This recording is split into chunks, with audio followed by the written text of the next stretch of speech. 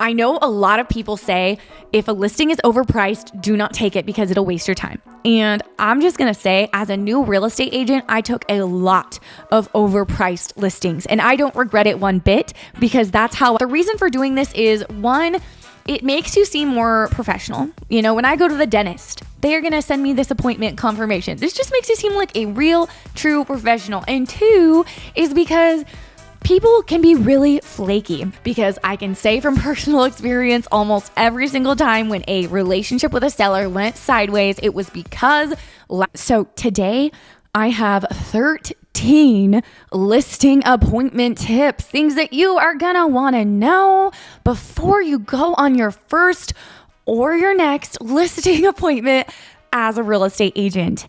I have the opportunity to talk to new real estate agents all the time, and I love it so much. I love getting to just chat with other real estate agents in other markets and hear how they're doing things, and getting to help in any way. And something I do hear often from my new agent friends is that they want to go on a listing appointment, but they just don't know where to start. Or they, want to start working with sellers and not only buyers, but they just have not done it, so they don't have the confidence. So my hope is that by the end of the video, you have the confidence to go on that first appointment, that first listing appointment, or that next one, and crush it.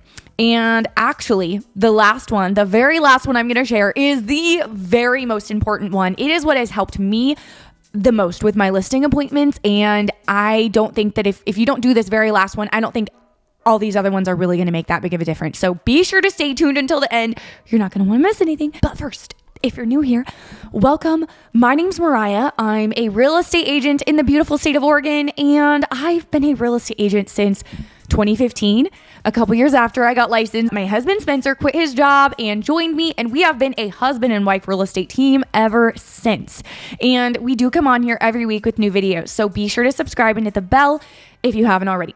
And lately, the kind of videos, we've, changed it up over the years. We used to do a lot of car videos. Now, the type of videos that I've been doing a lot lately are just like conversation. Like, I just want it to feel like we are sitting down, having coffee, chatting together. And yeah, it's not very a lot of it is off the top of my head, just answering viewer questions, that kind of thing. Because part of me thinks that we could go out there and be doing more with editing, doing more with putting more thought into the videos. But I also know myself, and I know if these videos need to be super produced, super well thought through and well done, I'm just not going to do it. So we need to be realistic for where we're at in our life, what we're realistically going to be able to do. So that's why these videos have been a little bit more laid back. Let me know what you guys think in the comments below. I always love to chat with you guys in the comments section. If you've been following my channel for the last year or so, I started my business when I was 18. I started out cold calling. I was very, very listing heavy. It took me a long time before I actually worked with a buyer, because I was only focused on sellers, hated working with buyers, and just only wanted to ever list houses. And a year or two ago, I put out a video saying that I quit working with sellers. Basically, I won't go into this because I explained the reasoning why and all of that in the video. So you can go find it on my channel if you're interested. But basically, we switched things up to where I completely stopped working with sellers, which is crazy. And we split things up to where my husband was now our listing guy. He worked with all of our listings, and I worked with all of the buyers, mainly out-of-state relocation buyers, and then handled our marketing side of things, and then passed him on whatever extra leads I didn't want to work with, that kind of thing. So we changed arrangements. That's what we've been doing. Since then, I have still been doing listing appointments and working with sellers that are either past clients who want to work with me specifically, or agent-to-agent referrals. And I love working with those types of clients. And I was on a listing appointment the other day, and I just forgot after the appointment. I was like, oh my gosh, that was so much fun. I forgot. I love working with buyers now, which is crazy because I always hated working with them, but I love working with them so much. And again, go back to my channel, find my videos over the past year. You can see why. I have lots of playlists on my channel you might grab value from, because my perspective on buyers has changed, but also the way that I work with them has changed, which I think is why I enjoy working with them so much, because I work with them a lot differently now, and that makes all the difference. However, I forgot how much I love working with sellers as well, and I forgot how fun listing appointments are. Listing appointments are so much fun. So let's get into these tippity tips. I have what I wanted to say to you guys written out in the notes section of my phone. So if I am just reading off, that's why. My first tip is to study your comps before you go on your listing appointment, and study them so that you're able to go over them on that appointment in person with your clients. Usually this is something I do towards the very end of the appointment. I will whip out the comps that I have and I will go over them. I won't just like give them to the client and leave. I used to do that. I don't do that anymore. I will actually go through all of the comps with my clients there with me. And the reason why this is so important is because for example, there could be a comparable home that sold for $500,000 and it was on market for 250 days. And then there could be another comparable home that sold for less, but it was only on market for 80 days. And the clients are not going to probably even notice like days on market. That's really easy to miss. So it's really important to go over comps, including days on market of like all the different comparable houses. So they have a full awareness of what the comps are, and they have that expectation of days on market laid down up front. Tip number 2 is to know the right questions to ask the sellers up front before you go on the listing appointment. I will name off a few of these questions. These are things that you are going to need to know to make the selling process just go smoother. And the sellers need to know that you're actually listening to them and actually care about their home and their process. So if you're new, write these questions down in the notes section in your phone. You can review them right before you go on the appointment so they're fresh in your mind. Don't just fire them all off at once and make them feel like you're interrogating them. Actually, like, have a conversation with the seller. But these are questions that at some point or another, while you're in the house, during the conversation, during that listing appointment, you're going to want to bring these up. How long have you lived here? What improvements have you done to the home while you've been here? What does your ideal timeline look like? What's the reason for the move and where are you going? How soon would you like to get there? What's the most important thing to you, price or timing? What's your favorite thing about the home? Is there anything you want to be sure that we include in the description of the home when marketing it online? Now let's talk real quick about listing presentations, because we got to talk about this. When I was a new agent, I would print out a really nice listing presentation. It was in like a little binder thing I would create for the sellers, and I would actually have it one day speedy delivery, whatever, to their front door, so that it would get to their front door right before our listing appointment. And then I would call them or email them and say, hey, I would like for you to review this presentation before I get to the appointment. And I would have sellers sometimes say, what you did was so professional, and we read through, your booklet, everything was so good that we just want to list, with you. We already made the decision, like right when I got to the door.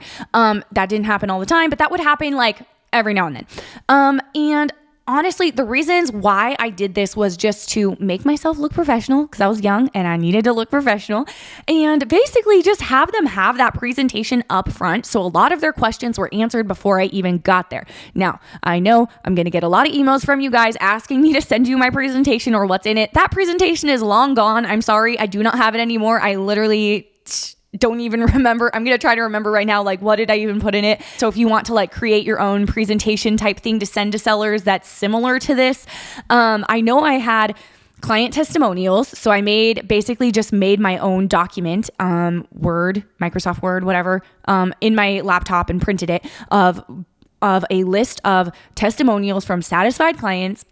And I gathered them, slowly as I started getting deals in the business, along with a handful of home selling tips for preparing your house to sell, what to do before you get your home on the market. And honestly, to find that information, all you have to do is do a quick Google search, and don't, copy word for word, but you'll get a lot of really great ideas. You can type up your own, presentation. There's also services where you can find pre-made listing presentations that have a lot of really great information in them as well. As far as listing presentations go, I don't know. I remember being a new agent, and one thing that we were trained on was to actually have a presentation that was like, you whip out this binder, folder, whatever it is that, packet I just talked about that I would have sent to their house right before we met, where you bring that with you and you actually like go over it page by page. You tell them this is where your house is going to be marketed on. This is who we are. This is who our company is. This is why you want to work with us. And there's nothing wrong with that. You can absolutely do that if you want. And I think that only helps to make you more prepared, especially if you're new.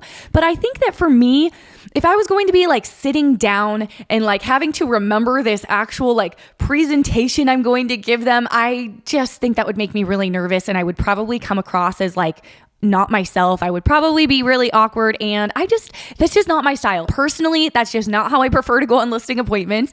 My way of going on listing appointments now, I honestly don't even use a listing presentation. I will print out the comps. I will print out some client testimonials from like previous clients. Other than that, I have all the knowledge in my mind and I prefer to just tell them what I need to tell them naturally at the right time during the appointment. And that's always worked really well for me. So asking them a lot of questions and being genuinely interested in them, showing up in a good headspace and not, being early. Don't be late so you're all frazzled and like you're not in a good mind space. Like be a little bit early so you have time to just sit and like chill for a second before you go inside, gather your thoughts. Being interested in them, I think, is probably the most important one.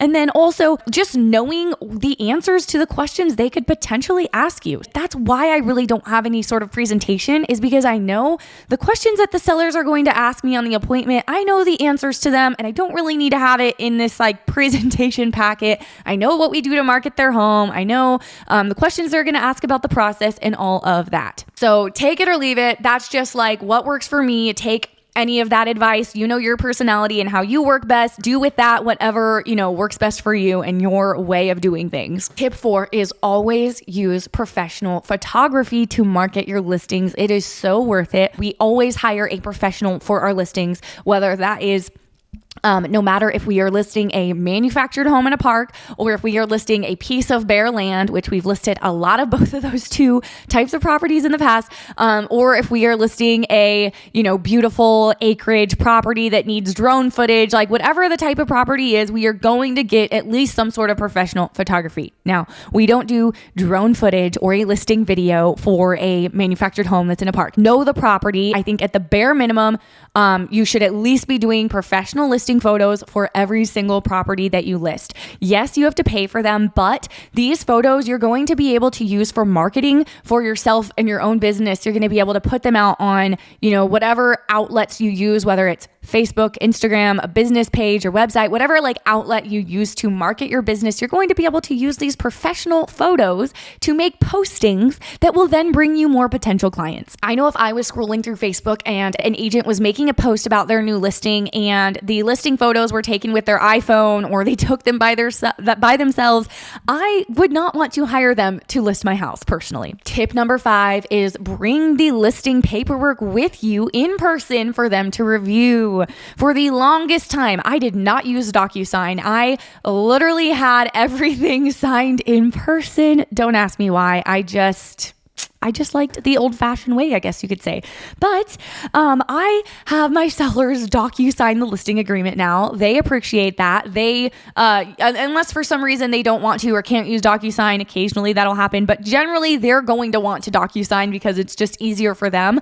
But even if that's the case, I'm going to print out and bring with me a copy of the listing presentation on that listing appointment so that they know, so that I can go over it with them, answer any questions they have, and they can just see the paperwork up front and like read through what they're going to be signing. Tip number 6, I won't elaborate too much on this, but this is very important, and that is let them talk. When I used to work with for sale by owners, I heard often from these for sale by owner leads that they would tell me they decided to list with me because they felt like they could trust me and they felt like I actually genuinely cared about them. And the reason was because I actually listened to them. Those were the exact things they would tell me. They would say that these other agents that came in were just trying to give them a pitch, or they wanted to just talk their ear off about why they're the best, why their company is the best, what they're going to do for you. And to be completely honest, they want you to listen to them and they want you to show that you're genuinely interested in them. That should take off a lot of the pressure for you as well for this listing appointment, because you don't have to feel like it's all about you giving this pitch. Like, no, the most powerful thing is going to be you actually genuinely caring about them, because they are not just like a lead or a listing. They are another human that you were here to help. So genuinely caring about them, and then being curious and interested in them, and turning that into asking them questions and like genuinely listening. Tip number 7 is, while you're at the home for the listing appointment, notice specific things in their home, and not in a fake way. Okay. This is something I do, and I promise you, it is not in a fake way, because I genuinely do.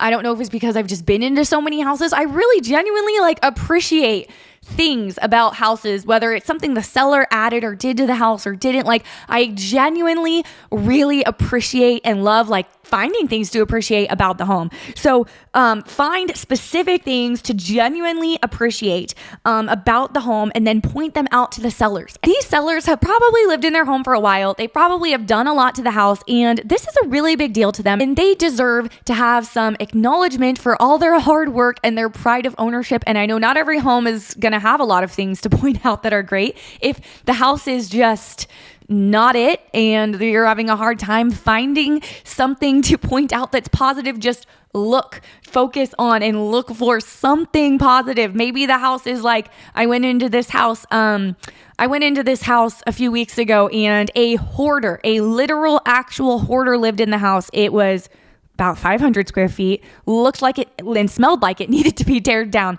The yard was filled with stuff, front yard and backyard, but it had a large lot.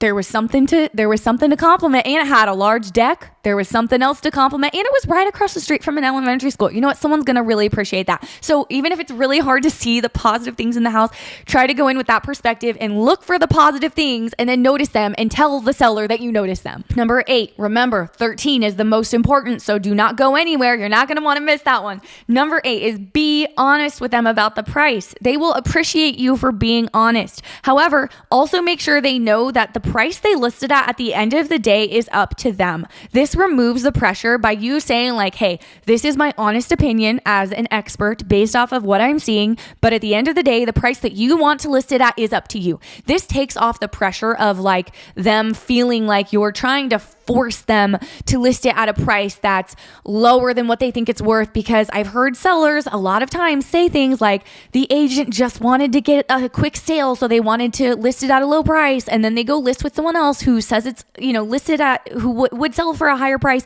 So basically what I'm trying to say is this is kind of a way to be like, hey, this is my honest opinion. If it doesn't sell at, your price, then don't come at me, because I gave you my honest opinion of what it's going to sell for. But it's up to you at the end of the day what you want to list it for. That'll help you to not rub them the wrong way and lose the listing over it, but you still are being brutally honest with them and telling them what you think the house is worth. I know a lot of people say if a listing is overpriced, do not take it because it'll waste your time. And I'm just going to say, as a new real estate agent, I took a lot of overpriced listings, and I don't regret it one bit, because that's how I learned. I gained a ton of experience from listing those overpriced listings. And honestly, a lot of them, even though we started out overpriced, they ended up selling, because the sellers, their motivation changes. And as long as you are really, really good at communication and staying in touch with them and following up and all of this, like throughout the selling process, they should still be happy with you and want to keep the home listed with you. Not always, but they should be, if you do a good job. And then at that point, they'll lower the price and hopefully it'll sell. So that happened to me a lot as a new agent. Now, as an agent who maybe isn't in as a desperate spot, I guess you could say, for the experience of just getting a listing. I'm on my 9th year in the real estate business.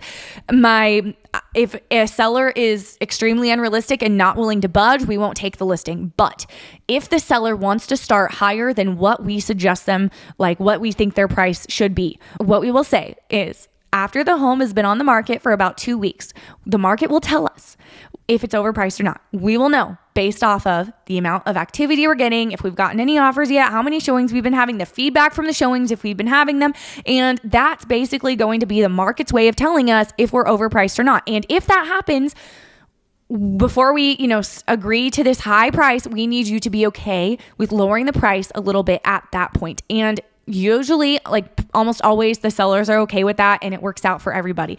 Tip number 9, on the listing appointment, when you're going over the comps, it's important to explain to the sellers why it's important to not start at a super high price. They need to understand that when a house has been on the market for 300 days with no offers, it doesn't look good to buyers. They're either going to just avoid it, assume there's something wrong with it, or they're going to start throwing lowball offers at you. It's not in their best interest to just start high and see what happens. And you really need to understand why as an agent, and you need to be able to explain that to them. Listing appointment tip number 10 is confirm the appointment beforehand. This can be as simple as reaching out to them, call, text, email, whatever form of communication the seller prefers to work with you, and say, hey, this is Mariah Crawford with Real Broker, just reaching out to confirm that 3 o'clock appointment today.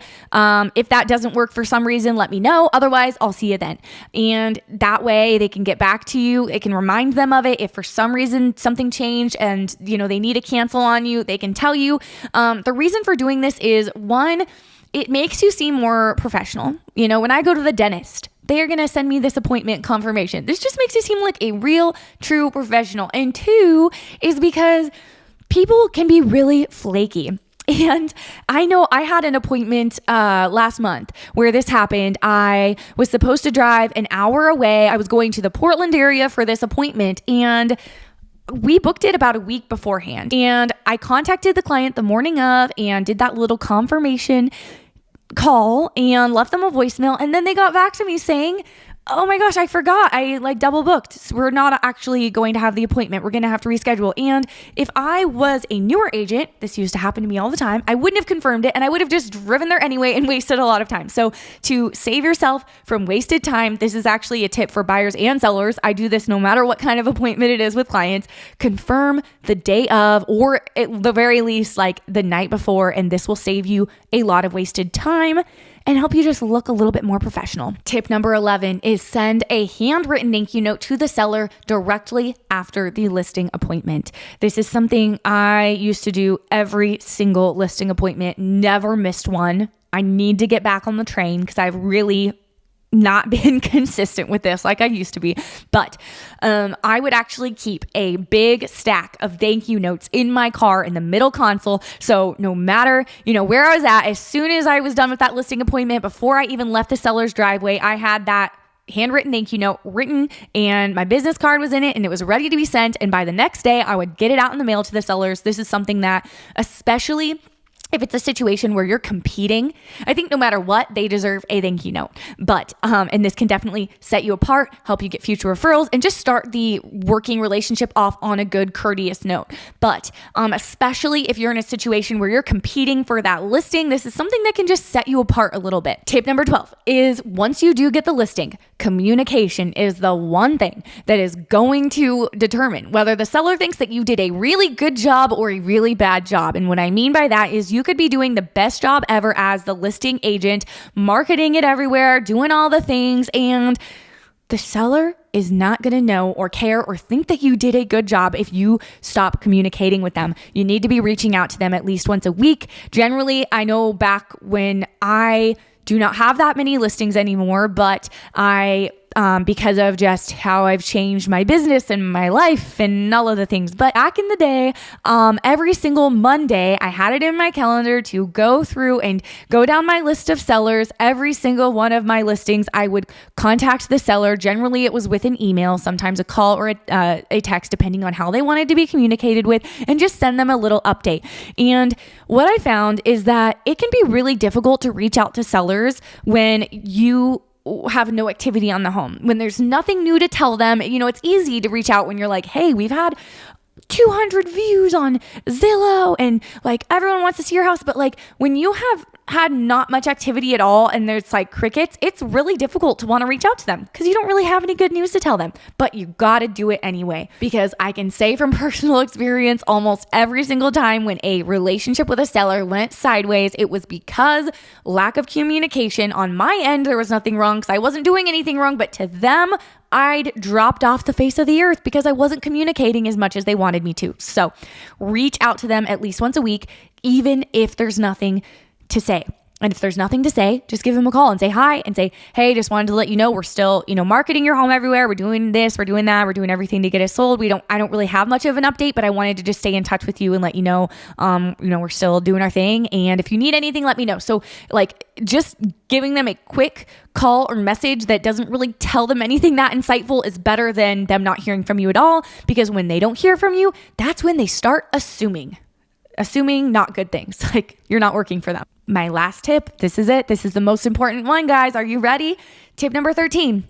My most important tip is the only way to get comfortable at and get good at going on listing appointments is to do them, and do as many as you can. This is one reason why I could not recommend for sell by owners and expired listings to new agents more. I know in 2024, it's not glamorous. It's not social media. Everyone wants to be marketing their, themselves and their business on social media, on YouTube, Instagram, whatever, TikTok. That's the fun stuff. That's what everyone wants you to do. But it's a long-term strategy. It's not going to get you the right now, big list of listings that you need to get your business going. And to be honest, even if for sale by owners and expired listings is not your ideal way of getting business long-term, if it's not this is really what I want to be doing, why practice your listing appointments on your sphere of influence or people you know? The best way to practice is for sale by owners or expired listings, because let's be real, they're talking to so many agents. If you mess up on your appointment, they won't even remember who you are, and you're never going to see them again. It's not like you're practicing on someone that you know.